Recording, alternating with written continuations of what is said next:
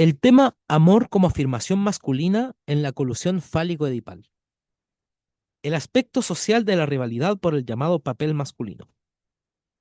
Es un asunto de mucho compromiso el hablar hoy de una colusión fálica, especialmente de la envidia del pene, de la conducta de castración y de tendencias pasivo-femeninas, pues la teoría psicoanalítica de Freud las teorías psicoanalíticas de Freud han sido muy controvertidas por la crítica sociológica y actualmente existe una gran inseguridad sobre hasta qué punto la peculiaridad de la mujer es consecuencia únicamente de su situación social desventajosa o hasta qué extremo se haya fundamentada biológicamente.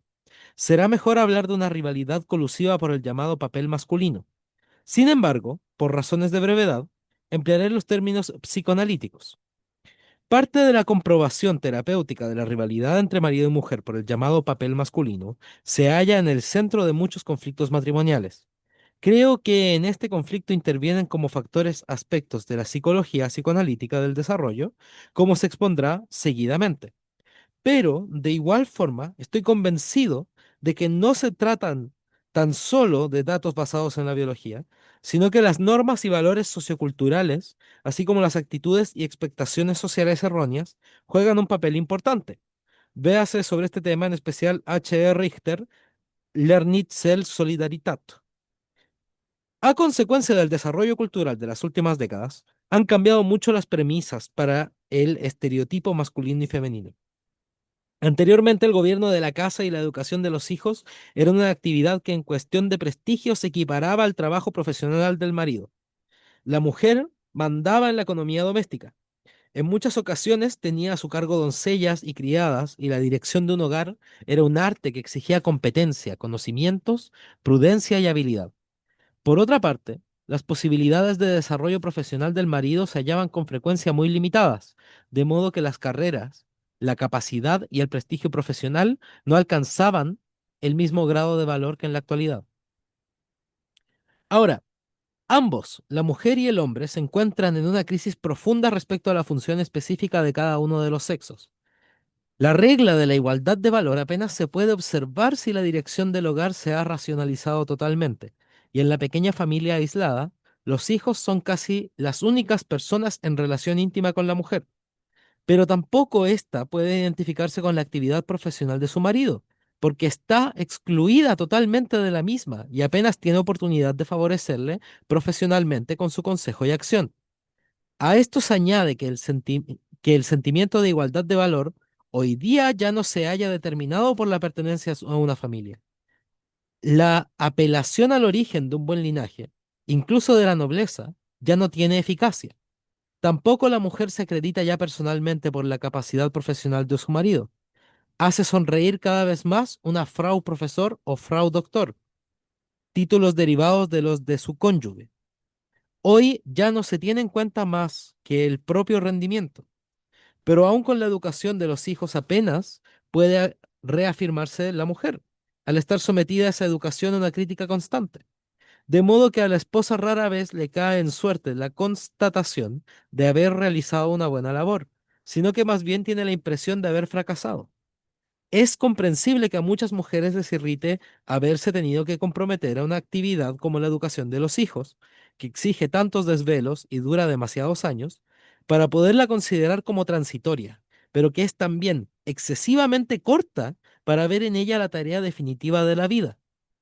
Si la mujer persigue la reafirmación de sí misma y busca relaciones sociales en una actividad laboral, casi siempre tiene que contentarse con trabajos subordinados, mientras que los maridos, gracias al empleo sistemático de sus fuerzas, pueden ejercer una carrera profesional. Por consiguiente, no se puede considerar sin más ni más como trastorno neurótico cierto el que las mujeres en tales condiciones reaccionen con celos, envidia y tendencias destructivas. Pero no solamente se encuentra la mujer en desventaja en cuanto a la capacidad, prestigio exterior y carrera, sino también por la educación enfocada a una forma de feminidad que, en el mundo actual de rendimiento, se considera de poco valor. Con mucha frecuencia en el día de hoy, la mujer tiene la impresión de que, tal como está orientada a su educación por la imagen de debilidad, pasividad, necesidad de apoyo y desvalidamiento, solo sirve para que los hombres puedan perfilarse ante ella tanto más fácilmente como fuertes, valientes, intrépidos y dominantes. Cuando una mujer dispone de una gran vitalidad, necesita una vida activa, tiene iniciativa y espíritu de lucha, debe contar con el rechazo social si quiere desarrollar esas cualidades, porque las mismas se consideran antifemeninas. Los movimientos de liberación de la mujer recalcan que sus esfuerzos no se encaminan a convertir a la mujer en hombre, sino a conseguir para ellas el mismo derecho y las mismas oportunidades para que se desarrollen como a cada una les parezca más conveniente. La mujer no debería considerarse a sí misma como anormal o neurótica porque note en ella rasgos de carácter y tendencia masculina. No se debería permitir a la sociedad que postergue a una mujer con cualidades masculinas y le fuerce a que reprima tales aspiraciones. Pero como describe Richter, no solamente sufre la mujer por la violencia del papel que se le asigna, no valedero ya para la época actual, sino también los hombres para quienes la exigencia del papel masculino son superiores a sus fuerzas. La libertad nueva consistiría en que ni el hombre ni la mujer se sintiera obligado a alcanzar el estereotipo masculino-femenino fijado por la sociedad. Esta clase de libertad sería una nueva conquista cultural, según M. Mead. Existen grandes diferencias entre las culturas acerca de lo que califican como típicamente masculino o femenino, pero no hay cultura alguna que no determine por lo general obligatoriamente qué son cualidades masculinas y femeninas. No conocemos ninguna cultura que afirme que la diferencia entre hombre y mujer consiste meramente en la forma en que ambos sexos contribuyen a la procreación de la descendencia, y en lo demás son ambos solamente seres humanos con distintas aptitudes de las cuales ninguna puede ser asignada exclusivamente a uno de los sexos. Termina la cita. Hay que aceptar que las diferencias psicológicas entre hombre y mujer se basan en parte biología, biológica y constitucionalmente, pero hoy día aún se tiene en poca consideración hasta qué punto están condicionadas también por la educación. Incluso si pudiera probarse que bajo la condición de educación modificada, bajo condiciones de educación modificadas, las propiedades calificadas como masculina y femenina ya no se relacionan con el sexo real. A pesar de todo, sería posible y hasta probable que en una pareja se encontraran juntos un miembro con más cualidades masculinas y otro con más cualidades femeninas, como se ve de forma totalmente general en las formaciones homosexuales. Eh, en las formaciones de pareja, en realidad. En efecto, es interesante la observación de parejas homosexuales, donde a pesar de de la cesación de las diferencias biológicas, se une casi siempre un miembro con más propiedades, comillas, comillas, masculinas, con otro con más propiedades, comillas, comillas, femeninas. Y en el interior de la pareja se configura una distribución de funciones masculino-femenina. Las experiencias en etología indican la misma dirección. Wickler refiere así un experimento con percas, aquí, comillas, comillas, género de peces de la región boreal, multicoloras. Estas percas, bueno, puso juntos a los machos. Después de una lucha violenta, el derrotado abandonó la magnífica coloración que solo existe en los machos, pero no se alejó del vencedor ni intentó huir, sino que nadó detrás de él. Adoptó un comportamiento típicamente femenino en las percas multicoloras. Es complejo el problema de la distribución de funciones entre marido y mujer, cuya solución no se ha determinado hasta el momento. El futuro radica en la posibilidad de los consortes de definir ellos mismos ampliamente sus papeles. El dejar de observar los firmes preceptos de los papeles podría luego dificultar el hallazgo de la identidad. Cuanto mayor libertad se concede al particular, más intensiva debe ser su educación para conseguir su formación para tomar las decisiones necesarias. Cuando hablo aquí de la colusión fálica, entonces, me refiero a las actitudes neuróticas erróneas respecto al papel del sexo, actitudes que en la mujer se manifiestan en una aparente feminidad que reprime las tendencias masculinas, y en el hombre, por el contrario, en una aparente masculinidad que reprime las condiciones pasivo-femeninas. Lo neurótico consiste, por consiguiente, en el desplazamiento de las propias tendencias. En los jóvenes encontramos hoy ese desplazamiento con tanta frecuencia como en épocas anteriores. También dan hoy a entender los jóvenes que les gustaría imponerse como superhombres, que siempre deberían ser fuertes e impávidos, cumplir un ideal de rendimiento excesivo y actuar siempre en plena tensión. Cuando aquí hablo de lo neurótico me refiero sencillamente a una actitud errónea que deriva de un conflicto no resuelto, de la incompatibilidad de tendencias diferentes. La causa puede radicar tanto en una deficiente educación individual como en una actitud social equivocada. Los padres con frecuencia adoptan una postura educativa desacertada en conformidad con expectaciones sociales erróneas. La familia es la célula más pequeña de la sociedad, un lugar en que las actitudes sociales erróneas producen los mayores efectos. El muchacho es educado en los valores de dureza, afán de triunfo, de rendimiento. La joven lo es en coquetería, atracción y renuncia a la propia formación intelectual y a las carreras. El temor de los padres es que el muchacho pudiera ser poco masculino y la chica demasiado poco femenina, y esta preocupación de los padres puede transferirse al hijo en una forma neurótica. En las siguientes enunciaciones empleo los términos psicoanalíticos porque estos ya son de uso general, pero quisiera indicar con brevedad cómo deben entenderse dichos términos. Cuando hablo de la envidia del pene en la mujer, entiendo esa idea menos en el sentido concreto y literal, y mucho más como envidia de los privilegios masculinos. La actitud castradora se relaciona no solamente con el propósito más o menos consciente de hacer al hombre impotente en lo sexual, sino de agraviarle en general en su masculinidad y de perturbar su situación privilegiada. De forma análoga, el miedo del marido a la castración significa para mí el miedo a ser perjudicado en sus funciones masculinas y a fracasar en ellas. Lo sexual tiene únicamente un carácter simbólico, representa en forma condensada el problema del cumplimiento del papel masculino. En los ejemplos de colusión narcisista, oral y anal sádica que hemos expuesto hasta ahora, la asignación de papeles no se hallaba en relación directa con el sexo, aunque en la colusión anal sádica el papel activo es reclamado con mayor frecuencia por el marido y el pasivo masoquista por el de la mujer. Freud calificaba la actitud y pasividad como precursoras de lo masculino y femenino. La actividad y pasividad como precursoras de lo masculino y lo femenino. La fase fálico-edipal del desarrollo. Las concepciones de Freud sobre esta fase del desarrollo, especialmente sobre el relativo a las muchachas, se hayan sometido hoy a muchas críticas, incluso por el mismo psicoanálisis, porque Freud tuvo muy poco en cuenta el efecto de los prejuicios y presiones socioculturales sobre la educación y la atmósfera familiar. Conforme a la psicología psicoanalítica del desarrollo, la fase fálico-edipal abarca aproximadamente del cuarto al séptimo año de la vida. Con anterioridad, el desarrollo apenas se hallaba diferenciado sexualmente. Ahora, con la capacidad de percepción mucho más evolucionada, alcanza gran importancia la diferencia entre lo masculino y lo femenino. Para los niños, alrededor del tercer año, solamente es importante un órgano sexual, el pene. La niña no percibe su vagina, sino que meramente comprueba que carece de pene.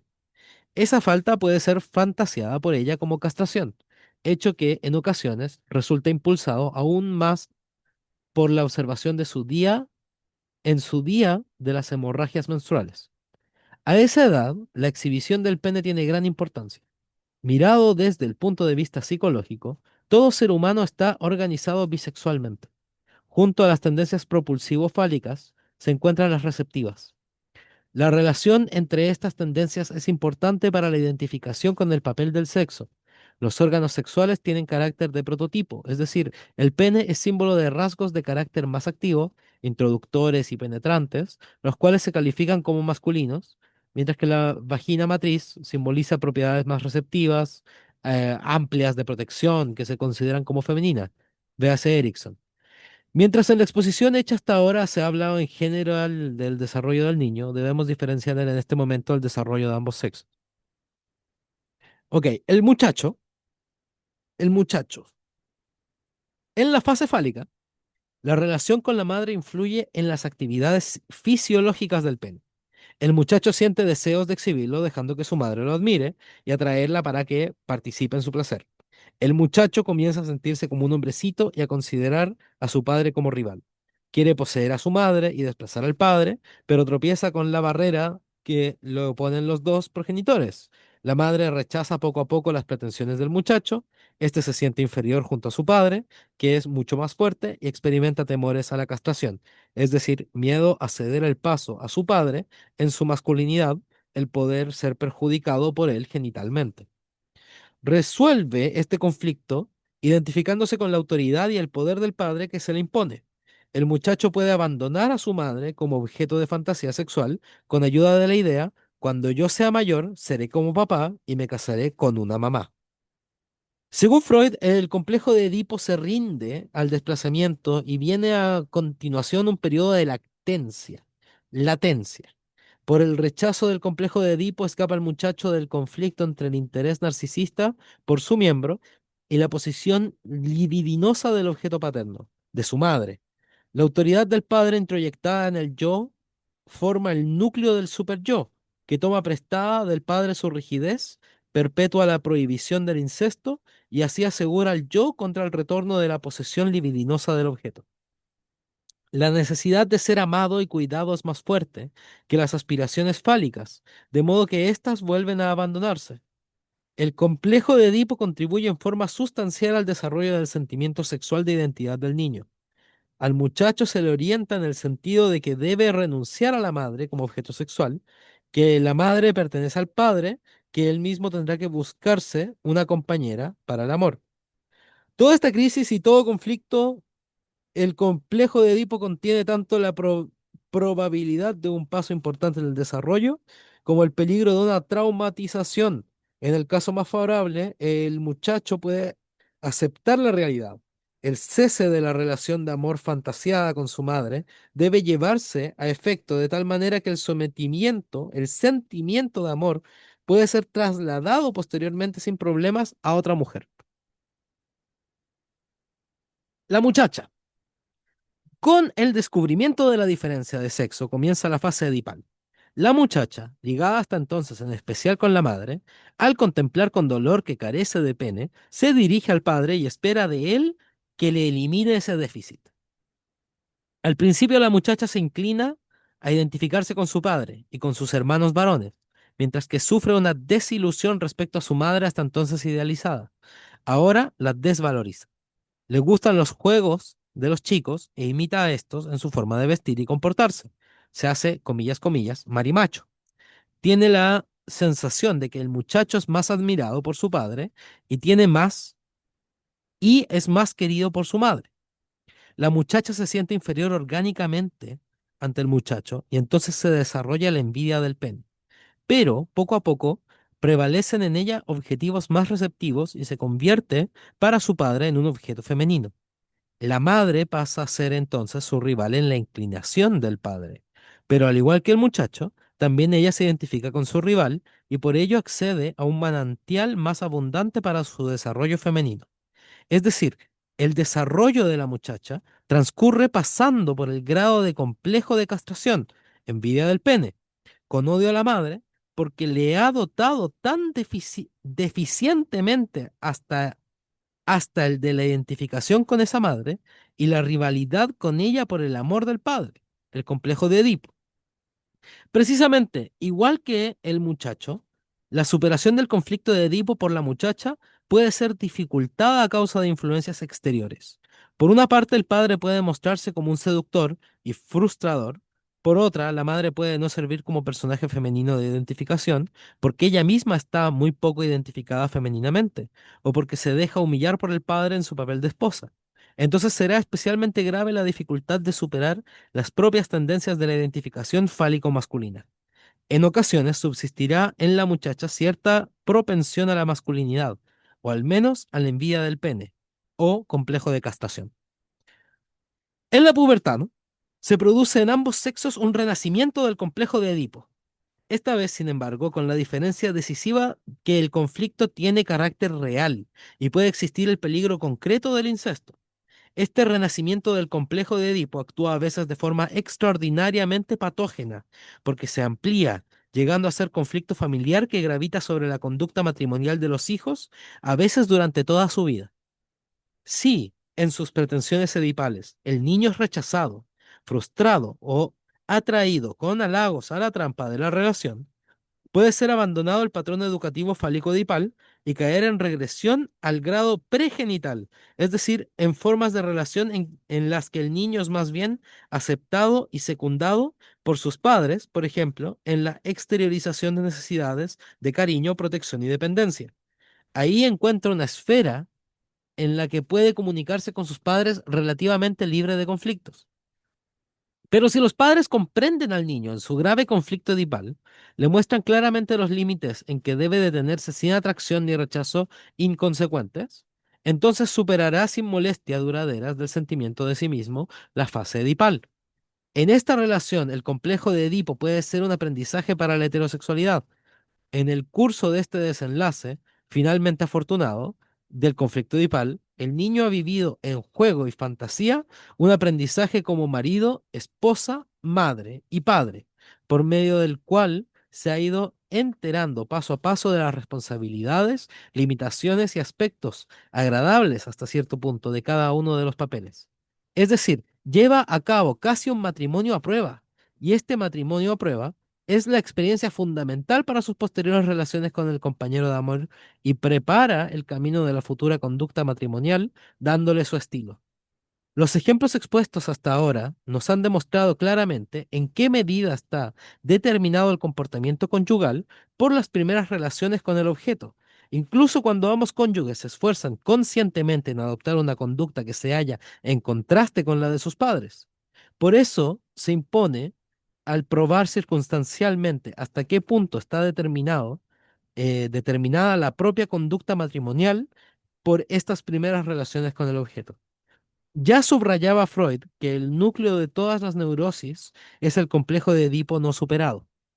Y se podría añadir que también es el núcleo de las perturbaciones conyugales neuróticas.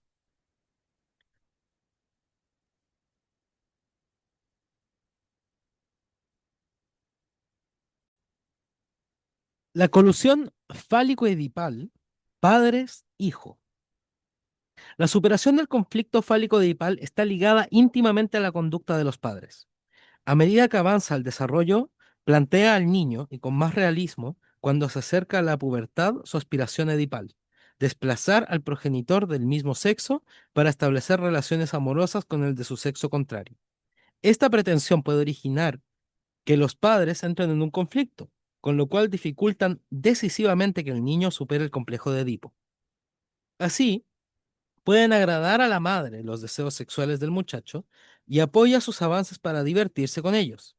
Estas tendencias pueden verse impulsadas, especialmente cuando aquella no se haya satisfecha en la propia relación sexual con el marido.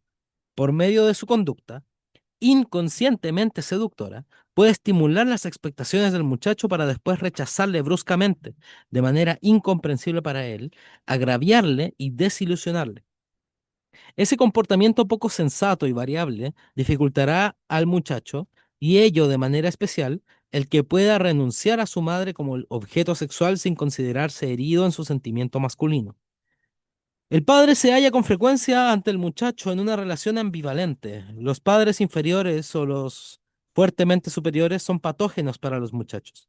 Es decir, los padres, por un lado, a los que el hijo puede superar fácilmente, contra lo que reacciona con sentimientos de culpabilidad, o por otro, los padres que son tan superiores que el muchacho no puede identificarse con ellos, y por eso se inclina en ocasiones a someterles homosexualmente.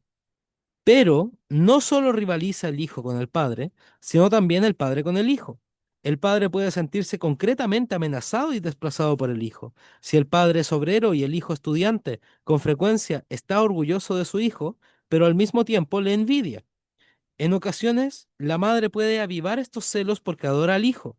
En cuanto a la madre, también significará un auténtico conflicto al que, según la hija va creciendo, la supera en atractivo y parezca que el padre se está enamorando locamente de ella. Si quiere desplazar a su madre ante el padre, la hija reaccionará con sentimientos de culpabilidad. El complejo de Edipo puede convertirse así en un verdadero conflicto entre los consortes, en un juego conjunto neurótico en el sentido de una colusión, y muchas veces puede ser superado por los hijos hasta que llegan a una edad adulta. La hija permanece ligada al padre, el hijo no puede separarse de la madre. Él no, él no puede delimitarse contra la madre en un matrimonio propio e incluye a su madre en ese matrimonio. Los deseos de incesto y el miedo al mismo se encuentran en los padres con tanta fuerza, al menos, como en los hijos. Muchas veces el padre tiene celos del amante de su hija y se siente disminuido por los éxitos de su hijo. La madre frecuentemente está celosa de su nuera e intenta destronarla y destruir el matrimonio del hijo. Las relaciones en tensión están es- las relaciones en tensión entre generaciones, incluso fuera del círculo familiar, por ejemplo, en el campo profesional, están muchas veces motivadas en parte por colusiones edipales padre-hijo no superadas. El matrimonio histérico. Quisiera presentar la colusión fálica como ejemplo del matrimonio histérico, de un síndrome conyugal que, con motivo de investigaciones minuciosas, he descrito en trabajos anteriores, en 1970 y 1972. Un aspecto importante del matrimonio histérico es la colusión fálica, que, en la exposición que sigue, se tendrá particularmente en cuenta. Es cierto que en numerosos matrimonios histéricos el acento principal radica en una perturbación oral narcisista. Mujeres con carácter histérico. El matrimonio histérico es un síndrome conyugal frecuente. El carácter histérico debe exponerse mirando especialmente a la propia forma de reacción con el consorte. Se ha afirmado que las mujeres con estructuras de carácter histérico son veleidosas, superficiales en su vivencia emocional.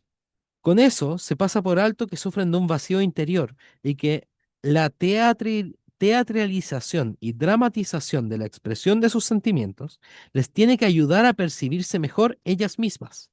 Con mucha frecuencia tienen que realizar verdaderos esfuerzos para ponerse a hacer algo solas y encuentran en sí poca fuerza moral.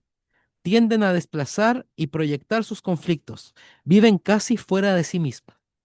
Al huir de sus propios conflictos, pretenden traspasarlos al entorno, cosa que para ellas suele ser sencillísimo y prometedor de éxito, porque muchas veces están dotadas de extraordinaria belleza y encantos femeninos. Un medio eficaz de manipular al entorno es la demostración de debilidad, de estar enfermas, de llorar desconsoladamente, intentar suicidarse, etc. Se puede decir sin rodeos que su fuerza radica en su debilidad. Confían a sus personas de relación la solución de sus conflictos y se sienten revalorizadas cuando tienen que contemplar como dos caballeros, riva- rivales por su causa, se rompen mutuamente la cabeza. Así participan en el papel de espectadoras en el drama que ellas han desencadenado en el entorno. La mujer histérica se entrega muchas veces a la exaltación, actúa como en escena, o se arregla, o se pinta, o intenta seducir, coquetear y agradar con refinado juego de miradas. Tiene personalidad exhibicionista y está en permanente representación de su papel. La atención del entorno tiene que estar invariablemente centrada en ella por medio de sensaciones siempre nuevas. Se da cuenta de sí misma únicamente cuando todo se halla en movimiento y excitación a su alrededor. Tan pronto como decae la atención del entorno, queda sumida en un sentimiento depresivo de abandono y en el miedo a la pérdida de su propio yo.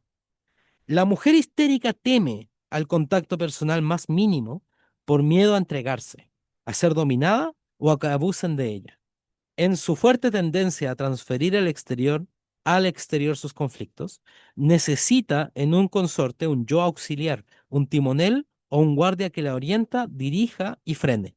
Como marido, necesita a alguien que sea de absoluta confianza en cuanto a dedicación estable, que la dirija, sostenga, sin que pueda llegar a ser peligro para ella. Con frecuencia la mujer histérica actúa sobre el hombre como la suma y compendio de la feminidad seductora. La mayoría de estas mujeres ha llevado una vida sexual intensiva antes del matrimonio y muchas, en especial las fálico-exhibicionistas, tienen tendencias a sexualizar todas sus relaciones masculinas en agudezas obscenas y alardes genitales. Pero la fuerte teatralidad de su intensividad sexual es muchas veces una maniobra de defensa respecto al compañero. En el sentido de una huida hacia adelante, intentan acobardar a los hombres con esa forma directa desvergonzada. Es cierto que en ocasiones fracasa esa maniobra, y se someten aparentemente contra su voluntad. Otras histéricas temen la intimidad de un encuentro personal y se acogen a las relaciones sexuales menos cargadas de emotividad. Creen que con la concesión de la entrega sexual pueden, pueden encadenar al hombre y obligarle sin tener que dar ellas nada de sí mismas. Otras, más fijadas oralmente, saben buscar oportunidades para que las cuiden, valiéndose de síntomas de enfermedades que, en los hombres, producen unos efectos especialmente seductores. Se entregan con inocencia infantil y atemorizadas, y se extrañan mucho, en apariencia, de que el hombre se excite sexualmente ante su ingenua necesidad de ayuda. Más tarde piensan de repente que así tuvo que ocurrir. Como fondo de esta conducta sexual aparece casi siempre un complejo de Edipo no dominado. Estas mujeres se hallan en una unión paterna ambivalente. La mayoría fueron favoritas del padre. Le describen con frecuencia como algo fascinador y único, por una parte instintivo e impulsivo, por otra infantilmente desvalido, débil, que excita a que se le compadezca. La conducta seductora dificulta la superación del conflicto de Edipo y sobre todo la formación del matrimonio posterior en el que realmente se reactiva la situación edipal. La madre casi nunca resulta apropiada como personaje de identificación, sea porque ella misma no está lo suficientemente identificada con su feminidad, sea porque sus sentimientos de inferioridad apenas pueden servir de modelo. Las mujeres histéricas se sienten a menudo postergadas por sus hermanos. Así, la mayoría de las veces encontramos en las primeras infancias problemas claramente circunscritos que dificultan la superación del complejo de Edipo y de castración. En contraste con la llamada marimacho, que viste y se comporta exteriormente como los hombres y rivaliza con ellos, la mujer histérica elabora el conflicto de otra manera. Reprime conscientemente todas las necesidades de desarrollo de la actividad masculina y se humilla violentándose en pasividad femenina. Su mentalidad es, bien, resulta que no soy más que una mujer inferior. Luego, entonces, no pueden pretender nada más de mí. El hombre tiene que mostrarse hombre en todo y hacer un buen papel ante la mujer débil. Vamos a ver si en realidad es tan fuerte. Se limita con terquedad a la actitud pasivo-femenina y exhibe ante el hombre provocativamente sus debilidades, con la fantasía oculta, inconsciente, las más de las veces, de vengarse así de él. Aunque se presenta como mujercita sexual, desprecia a los hombres sexualmente instintivos y se busca satisfacción atrayendo primero a uno de estos para inmediatamente rechazarlo, precisamente cuando él se creía próximo a conseguir su objetivo. Sin embargo, solo puede imaginarse para una relación estable a un hombre asexual que no excite ni su complejo de Edipo ni su complejo de castración, sino que más bien suavice estos conflictos. Una fijación progenital favorece además la regresión a las necesidades pasivas. Como ya lo hizo resaltar Freud, la unión con el padre encubre una unión todavía más fuerte con la madre, a causa de la fijación oral para así un hombre que realice una actividad materna respecto a ella y la fortalezca así en una actitud infantil pasiva. El marido histerófilo. El marido de la mujer histérica produce un efecto exterior casi siempre agradable. Más bien da la sensación de apocado, algo contrahecho y desvalido. Parece un buen hombre. La mayoría, la mayoría de estos maridos fueron niños mimados por sus madres. Algunos vivieron con sus madres cuando habían ya pasado la adolescencia y se casaron tarde. Describen a sus madres como dominantes y de personalidad activa y fálica, junto a las que los padres, insignificantes y desvalidos, desempeñaban en contraste papeles sin importancia. La abierta rivalidad con el padre débil produjo a estos maridos un fuerte sentimiento de culpabilidad.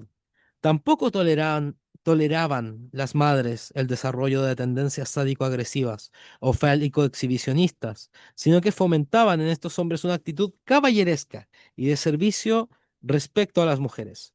Solamente se les permitía los impulsos de finalidad pasiva, deseos de calor, de ser acariciado y protegido, etcétera.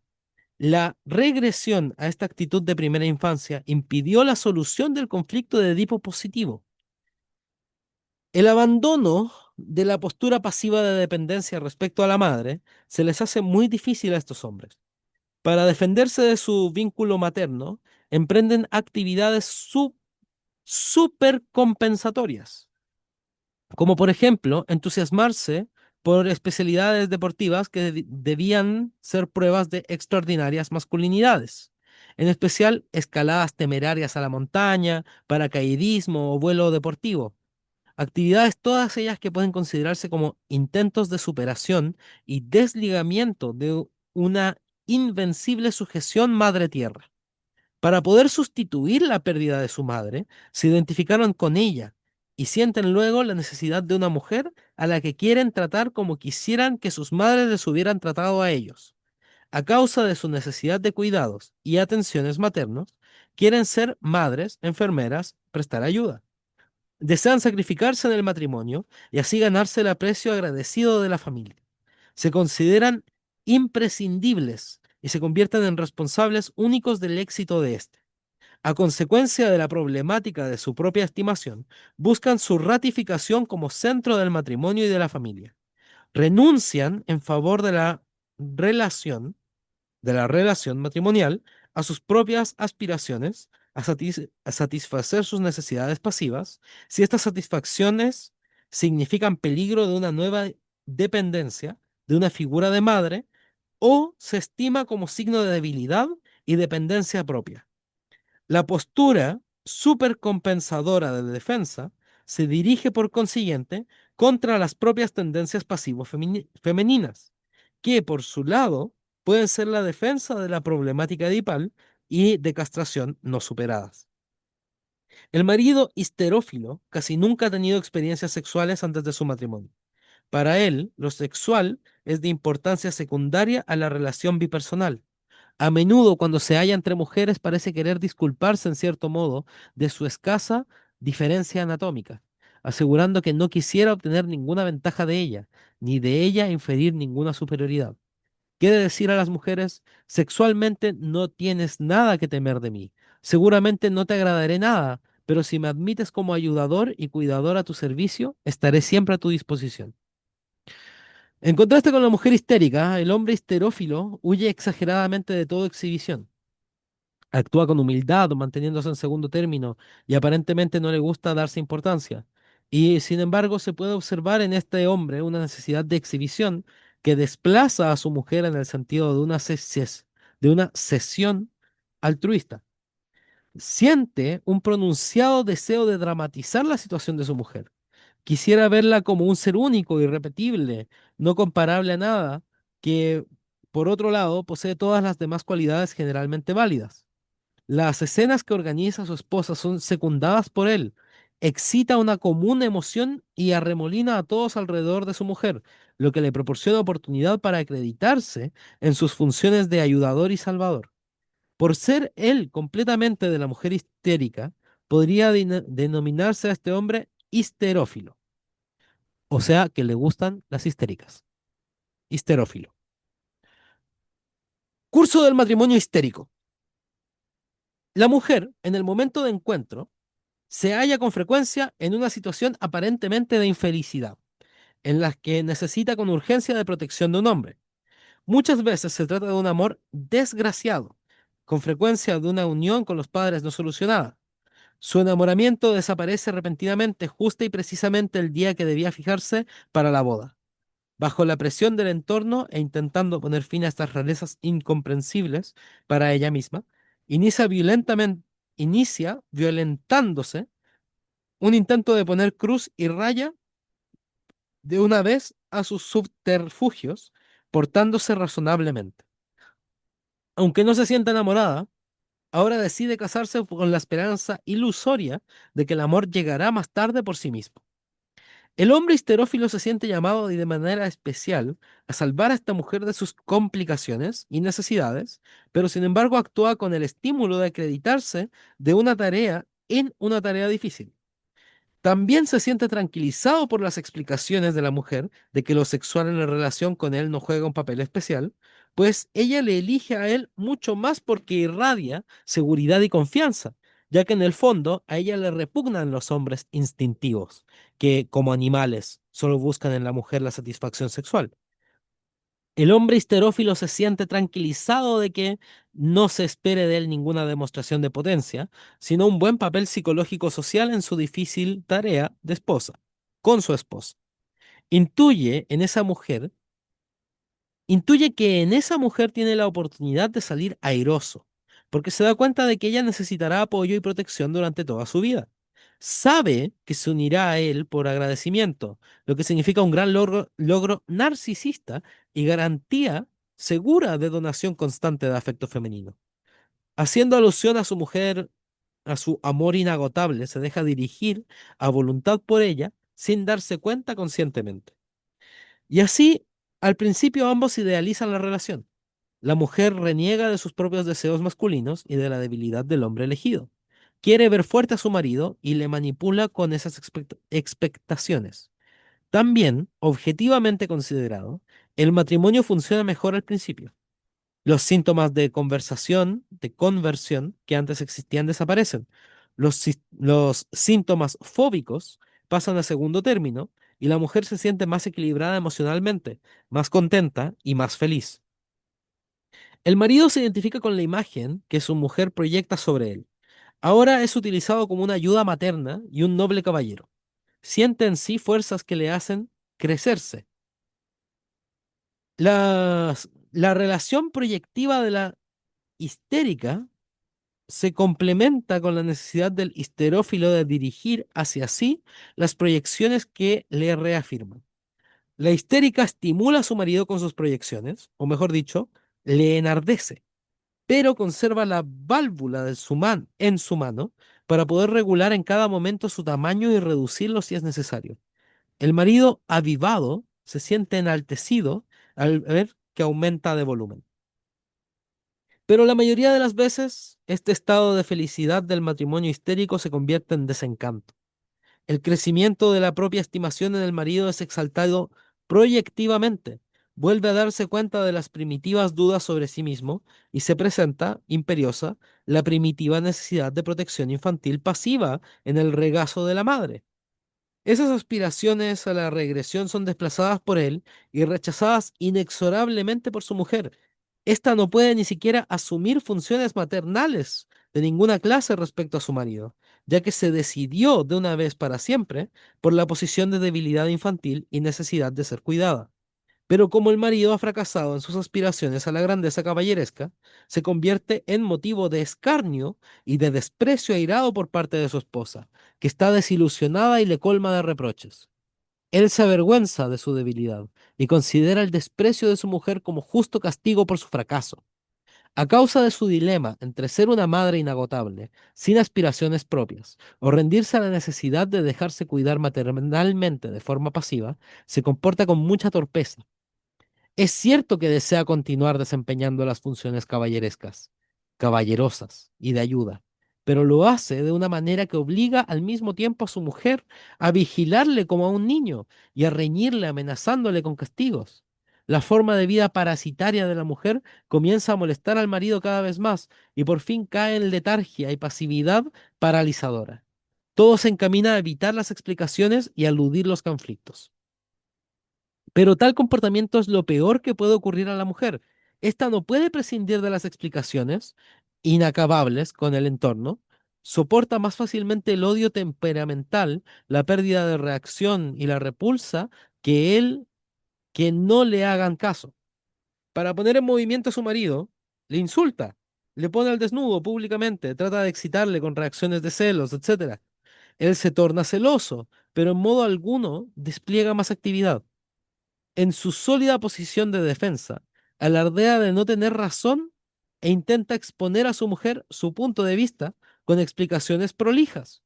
Precisamente su relación con amantes le demuestra que sin él se pervertiría moralmente. Su actitud de predicador la saca con frecuencia de quicio.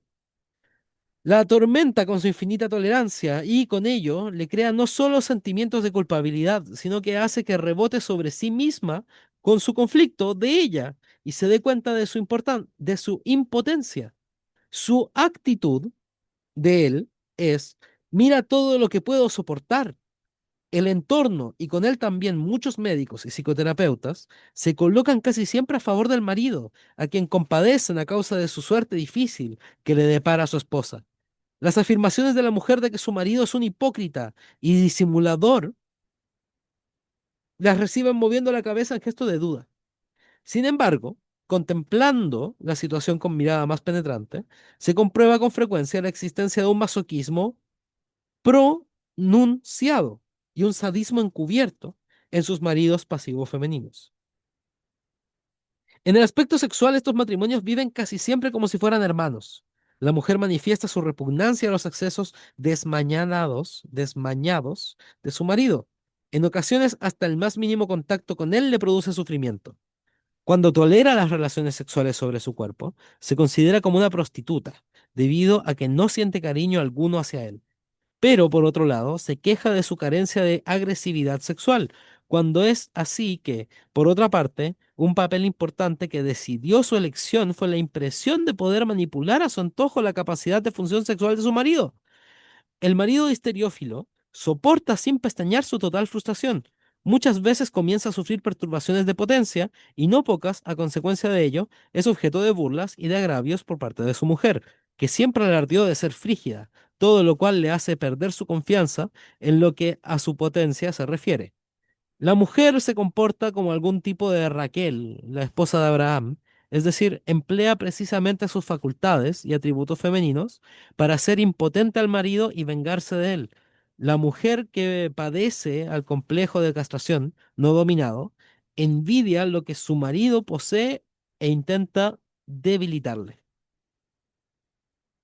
Para el marido histeriófilo, la inmediata satisfacción del impulso sexual se halla en segundo término en relación con su mujer. Para que la unión íntima tenga éxito, es condición necesaria que la mujer esté dispuesta a aceptarle y a apoyarle. En su potencia está totalmente entregado a su benevolencia porque quiere ponerla a disposición de su esposa. La conducta fálico-agresiva está muy lejos de él, así que se resigna a la impotencia como expresión de masculinidad refinada y ennoblecida, en contraste con la rudeza agresiva y egoísta de otros hombres. El comportamiento del marido con excesivas consideraciones y su exigencia de recibir de ella la indicación para iniciar las relaciones íntimas plantean a la mujer extraordinarias dificultades, porque se enfrenta con las relaciones sexuales de una forma extremadamente ambivalente. Podría entregarse de la manera más inocente si fuera violada, pero a causa de su complejo de castración, difícilmente puede soportar la violencia. Ante este dilema se comporta con el contexto sexual exigiendo y frustrando velidosamente, pretendiendo siempre del compañero lo contrario de lo que él quiere hacer en conformidad con su propio deseo. Cuando él no se siente inclinado a ella, la mujer le exige relaciones íntimas. Cuando él manifiesta necesitarlas, ella lo rechaza. Cuando él se desenvuelve con energía en la unión sexual, debe tener paciencia, ser delicado y guardar consideraciones. Pero, sin embargo, cuando quiere actuar cariñosa, comprensivamente, carece del temperamento masculino para avasallarla. Las perturbaciones de la relación matrimonial se solidifican cada vez más, convirtiéndose en una actitud de carácter. Por un lado, la mujer se queja de falta de temperamento, de interés y de masculinidad en su marido. Este, por su parte, se resguarda más y más tras su posición de santo y mártir. Esta forma de relación no basta, a la larga, a la resignada esposa. Necesita palpar el afecto del entorno para no diluirse y caer en el caos interior. Comienza a buscar fuera del matrimonio dedicación, apoyo y aprecio. Uno de los medios es producir distintos aspectos de diversión y otros síntomas de enfermedades o manías, distintos aspectos de diversión, otros síntomas de enfermedades o manías, que atraigan sobre ella la dedicación de médicos, enfermeras y además ayudantes sociales. Otro medio son las relaciones extramatrimoniales. Algunos hombres se sienten llamados a salvar a estas mujeres, ansiosas de amor, de la unión desgraciada con sus maridos. La histérica en la relación con el amante proyecta de nuevo el cumplimiento de todas sus ideas y deseos. Es en antítesis con su marido débil y mal conformado, su amante es varonil, puede prestar apoyo y sabe refrenar y dominar intrépidamente el carácter de la mujer. Esta se siente apoyada y dominada por él. Proclama con entusiasmo que en la relación con su amante ha sabido por primera vez lo que verdaderamente es vivir y amar. Pero si se examina de cerca la personalidad del amante, muchas veces produce el efecto de ser una caricatura del marido. La mujer elige para el amor un compañero por el que, conscientemente, quiere dejarse conducir, pero, ya con él, es ella la que determina cuándo, dónde y en qué medida. Repite exactamente con el amante el mismo juego que con con el marido, pero no obstante, alardea ante este último de su capacidad, de ella, de orgasmo, con lo que le priva totalmente de su potencia. Él, entonces, renuncia a sus aspiraciones sexuales, abandonando ese terreno al amante, y esto casi siempre sin lucha. Aunque estos maridos se encuentren en una situación digna de lástima, no se quejan e incluso admiten que volverían a casarse nuevamente con esa misma mujer, a pesar de que saben perfectamente que iba a repetirse lo mismo. Pero tampoco esto significa un obstáculo para que pongan en los mismísimos cuernos de la luna su inquebrantable amor a dicha mujer. Es cierto que hay algunos que se derrumban en una depresión crónica de agotamiento, con fatiga general y sensación de debilidad, molestias neuróticas y merma de su capacidad de rendimiento profesional, pero también soportan esto con una extraña resignación ante su destino. La intervención de los hijos, que con frecuencia ya han sido informados por la madre de todas las intimidades del conflicto, es especialmente desfavorable. Por otro lado, el padre, desvalido, ha llorado más de una vez ante ellos, lo cual despierta una fuerte compasión, sobre todo en las hijas. Todos los hijos se sienten abrumados por tal comportamiento, pero ante todo, a lo que se apresuran es a hacer lo antes posible la experiencia de ver si las relaciones pueden aprovecharse, si se sabe manejar a ambos, el uno contra el otro, para obtener ventajas propias. Se dan cuenta de que las relaciones entre los consortes son manipulables, manipulación que mina la confianza en las relaciones auténticas, estables y firmes. Especialmente son las hijas las que manifiestan una actitud afectada y precoz. La intimidad malsana y contradictoria con ambos progenitores pone, con harta frecuencia, la piedra angular para una propia relación matrimonial histérica.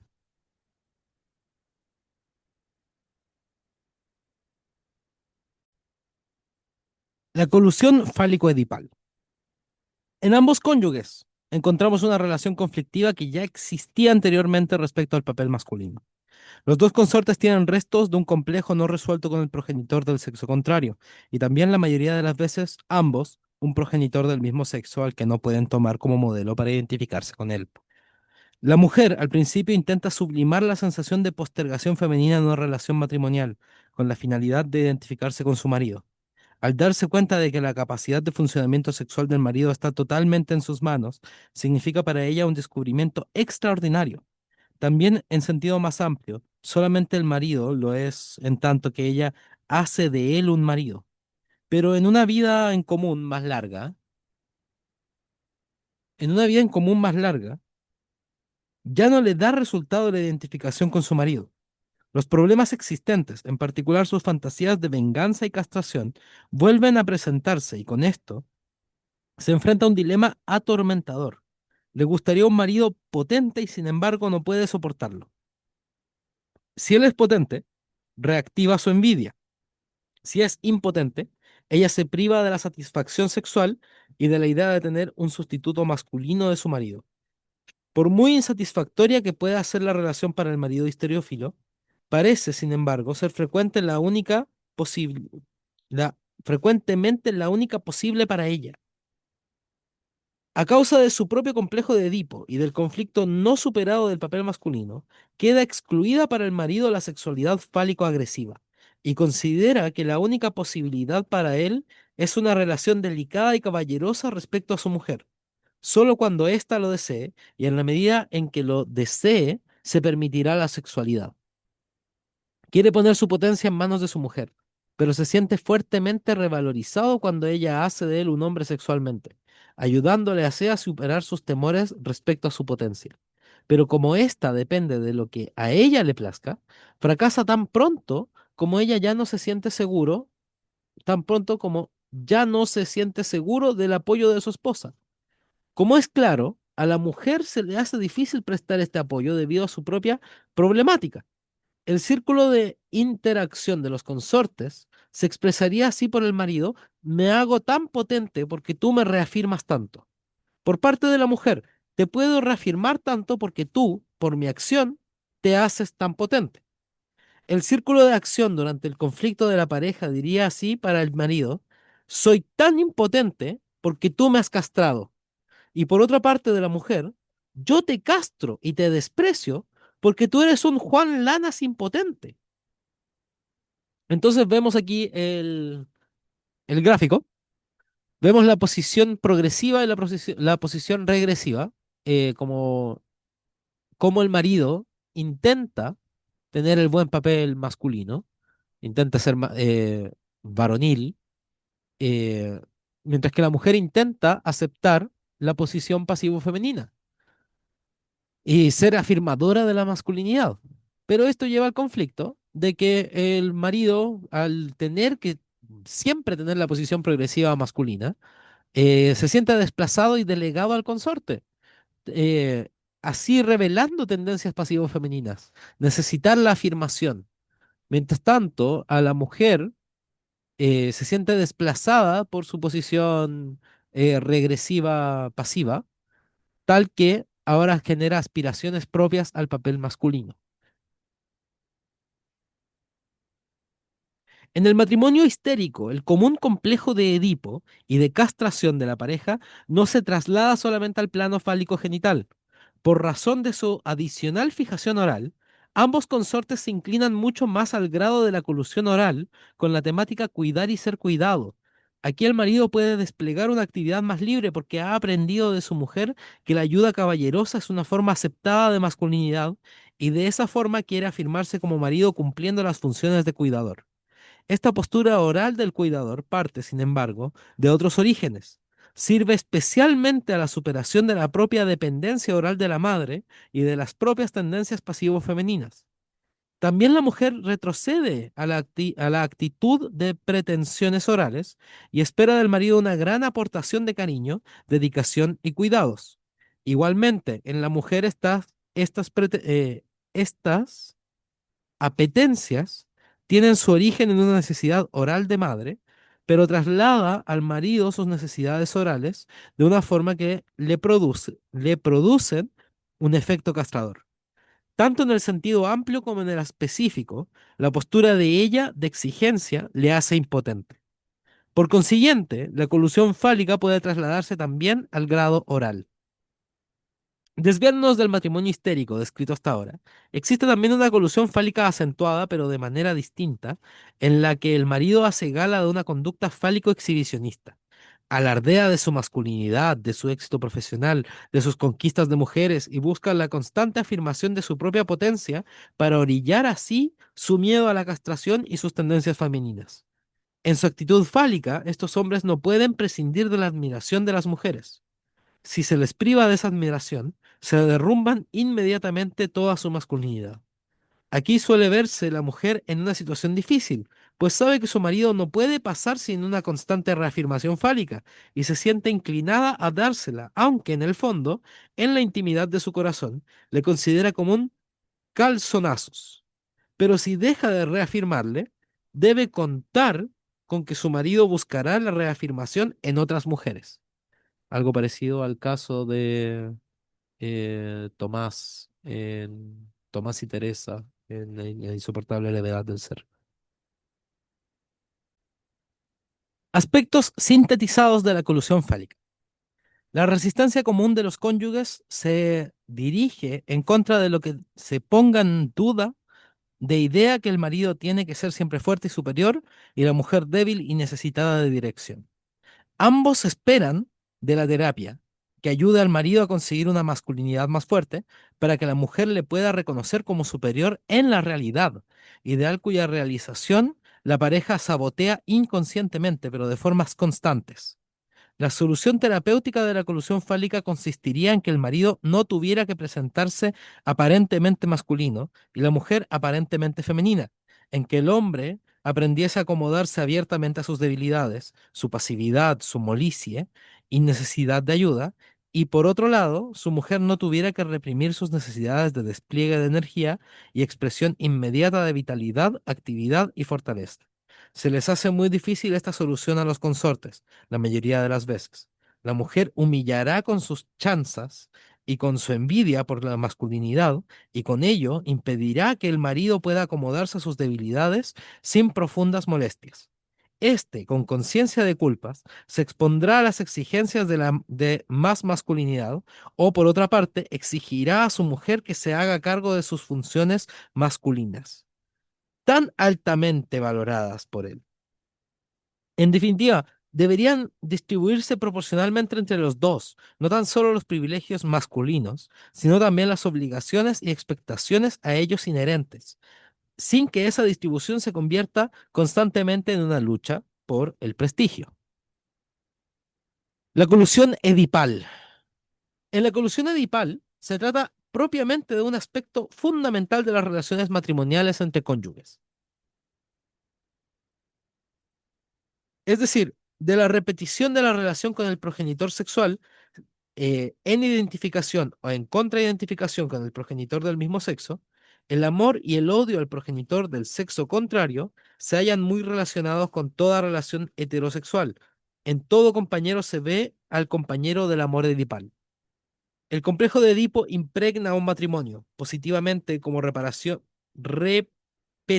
del matrimonio de los padres, negativamente como intento de lo contrario. En la terapia matrimonial se debería tener siempre en cuenta hasta qué punto los recuerdos y experiencias de la fase edipal determinan al matrimonio. El complejo de Edipo no superado impide muchas veces totalmente la formación de un matrimonio.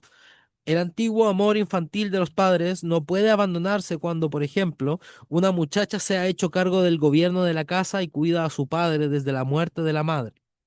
En otros, se manifiesta una necesidad irracional de ofrecerse como querida o amante ya una vez casados y de experimentar una especial excitación al hacer fracasar estos matrimonios.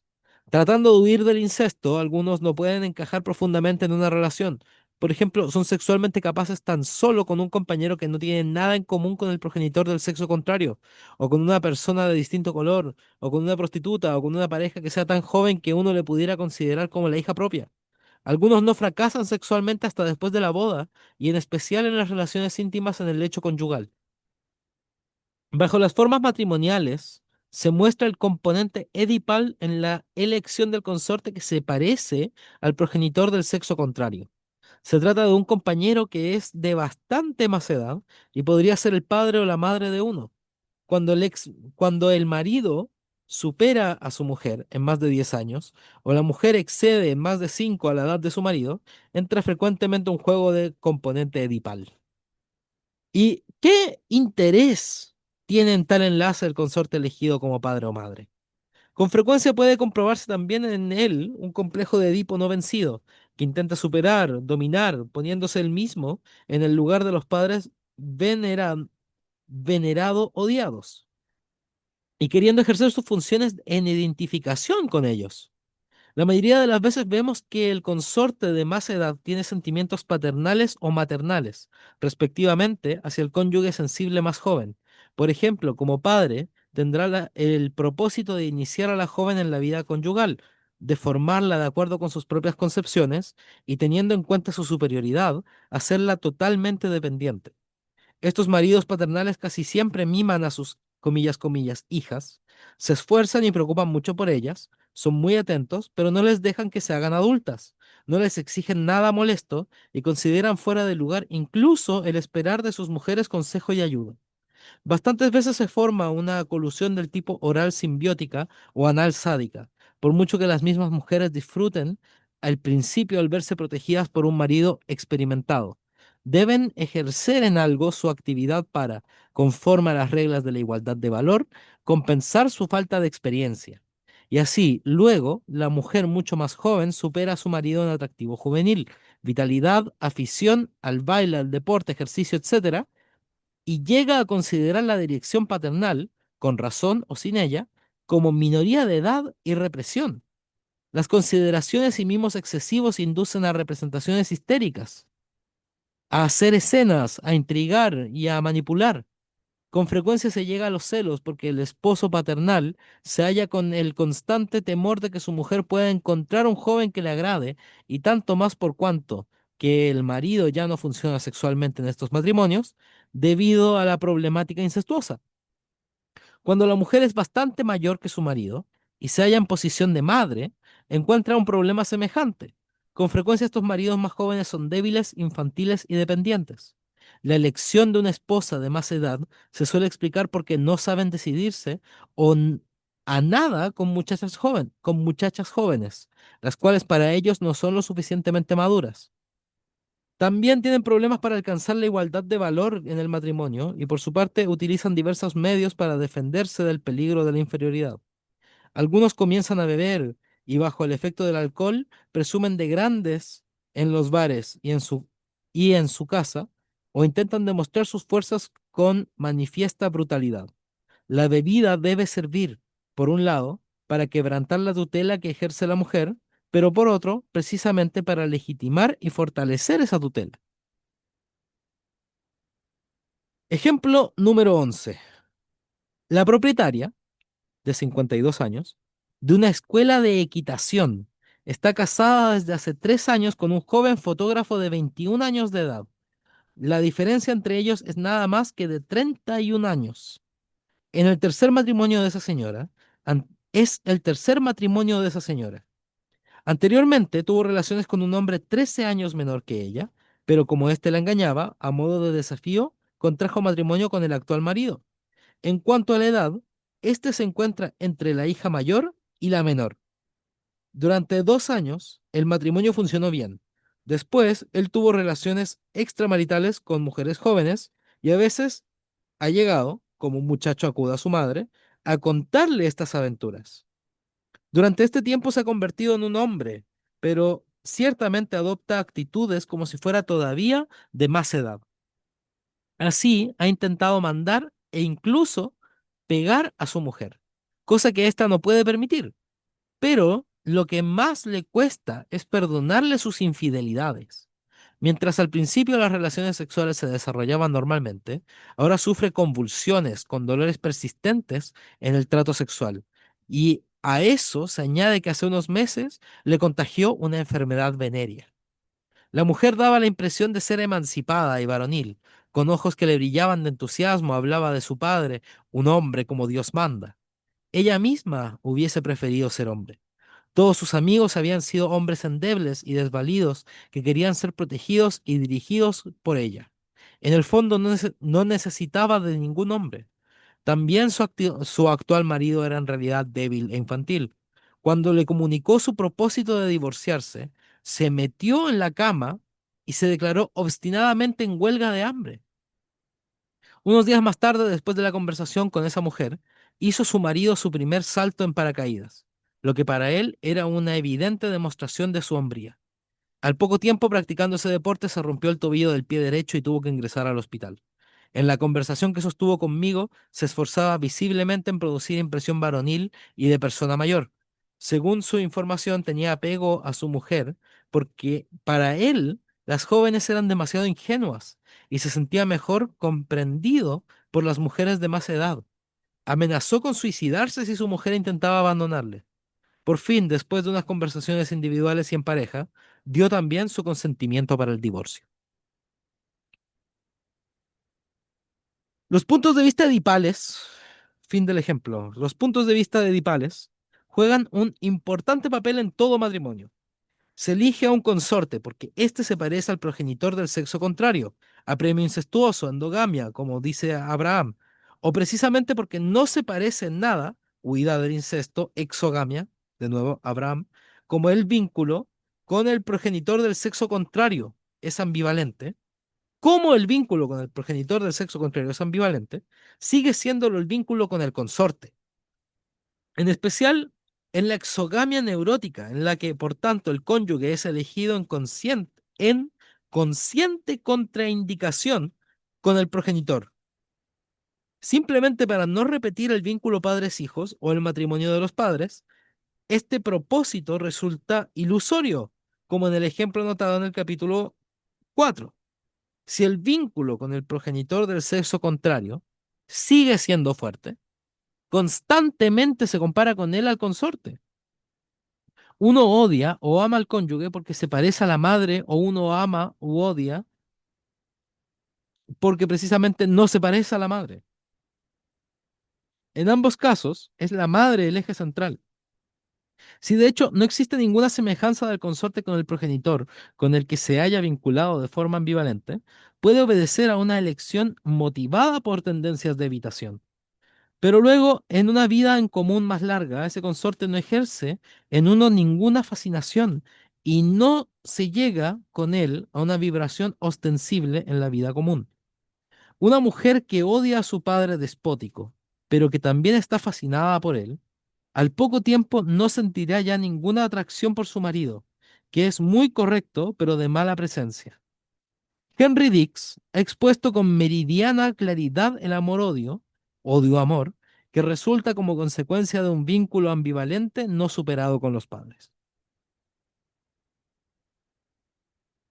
Ok, ya que hemos visto los diferentes tipos, eh, esto es una conclusión del capítulo. Los tipos de colusión no son categorías matrimoniales. En las páginas anteriores se ha expuesto 4 tipos de colusión que intentan mostrar cómo los consortes, debido a una fantasía que inquieta a ambos, y es casi siempre inconsciente, van adentrándose en un conflicto que posee ciertas notas estructurales típicas. Ahora bien, cabe el peligro de que estos 4 modelos de conflicto se les considere como tipos de matrimonio o categorías matrimoniales, según las cuales deben ser clasificados todos los matrimonios. No, tal conclusión sería simplista y a la vez funesta. Los 4 tipos de colusión son 4 principios dinámicos fundamentales que, como tales, no forman unidad de enfermedad. Más bien se debe tener en cuenta que todo matrimonio puede ser afectado por los 4 temas fundamentales a que nos referimos, es decir, por el tema del amor como ser uno mismo, el amor como preocuparse el uno del otro, el amor como pertenecerse el uno al otro, o el amor como afirmación masculina. Aunque estos 4 temas afectan todos a cualquier matrimonio, sin embargo, el conflicto en cuanto al acento se presenta casi siempre en la forma de uno solo de estos tipos de colusión. Yo con frecuencia dirijo el foco del tratamiento al trabajo de un tipo de colusión, pero en el curso de dicha terapia casi siempre se pone en manifiesto que también intervienen los otros temas. En ocasiones la pareja sufre una transformación durante el tratamiento y, por ejemplo, cae en la regresión, en una colusión oral o en la progresividad, en la progresión, en una lucha fálica de rivalidad. O se demuestra que la excitación sádico-masoquista sirve en especial para evitar la caída en un hoyo narcisista y para autodelinearse y sentirse mejor en sí mismos. La exposición del matrimonio histérico nos ofrece la oportunidad de mostrar cómo en este síndrome conyugal la problemática fálico-oedipal era la temática principal, pero como también los otros tipos de colusión presentan igualmente aspectos importantes de este síndrome conyugal.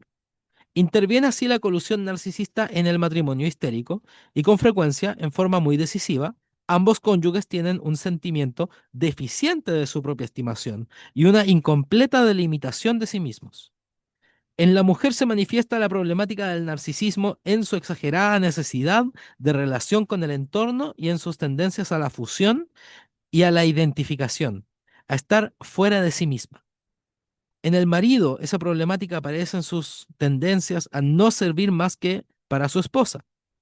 Se ofrece como selbst, como yo mismo ampliado, como yo mismo, ampliado a su mujer, como verdadero sustituto del selbst de ella.